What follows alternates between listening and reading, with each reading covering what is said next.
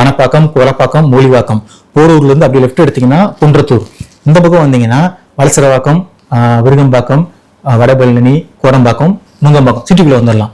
So அப்படியே நீங்க Poonamallee highway. அதே மாதிரி பார்த்தீங்கன்னா மலையம்பாக்கத்தில் 2.0 டைட்டில் பார்க் 2.0 வருது. அப்புறம் வந்து பட்டாபிராமில் டைட்டில் பார்க் 3 வருது.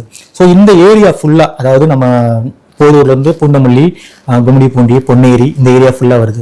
ரெண்டாவது முக்கியமானது வந்து என்னன்னா, நார்த் மெட்ராஸில் வந்து நாலேஜ் சிட்டின்னு சொல்லி 144 ஏக்கர்ல அவங்க டெவலப் பண்ணிட்டு இருக்காங்க.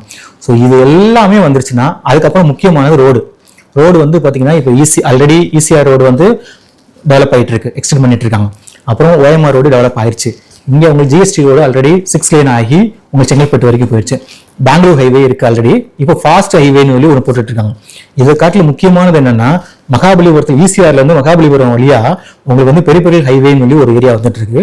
அது வந்து 8 லைன்ஸ் வந்துட்டு இருக்கு. அது எங்கன்னு வருதுன்னா, உங்களுக்கு பூஞ்சேரியில பெரிய ரவுண்டனா போடுறாங்க. அந்த ரவுண்டனால இருந்து அப்படியே செங்கல்பட்டு வருது. நம்ம சிங்கவர்ம கோயில் வழியா சுங்குவாசத்திரம் வந்து சுங்குவாசத்திரத்துல இருந்து அத்தானி போட்டு அது வரைக்கும் உங்களுக்கு போறதுக்கு, காட்டுப்பள்ளி வரைக்கும் அந்த ரோடு வரைக்கும். ஸோ இந்த ரோடு வேஸு பிளஸ் ஐடி ஹப் இதெல்லாம் டெவலப் ஆகும்போது அடுத்த 20 இயர்ஸ்க்கு நீங்க சென்னையில இருந்து 100 கிலோமீட்டர்ஸ்ல எங்க இன்வெஸ்ட் பண்ணாலும் நல்ல ஒரு இன்வெஸ்ட்மெண்ட். நீங்க அதை வில்லால பண்ணுங்க, ஃபார்ம் லேண்ட்ல பண்ணுங்க, பிளாட்ல பண்ணுங்க, பங்களாஸ் கட்டுங்க, எங்க பண்ணாலுமே மிகப்பெரிய அப்ரிசியேஷன் இருக்கு.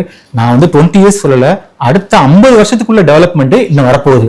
இது வந்து மிகப்பெரிய வந்து ஒரு ரியல் எஸ்டேட்ல பெரிய, நீங்க 2003 இருந்து 2008 வரைக்கும் பயங்கர பூமில் இருந்துச்சு. அந்த பூமை காட்டிலும் இந்த இது வரப்போறது பாருங்க. நீங்க நோட் பண்ணிச்சோங்க, 2025 இருந்து அடுத்த 25-50 வருஷத்துக்கு இந்த சென்னை வந்து 100 கிலோமீட்டர்ஸ்ல 150 கிலோமீட்டர்ஸ் வரைக்கும் ரேடியஸ்ல டெவலப் ஆக போகுது.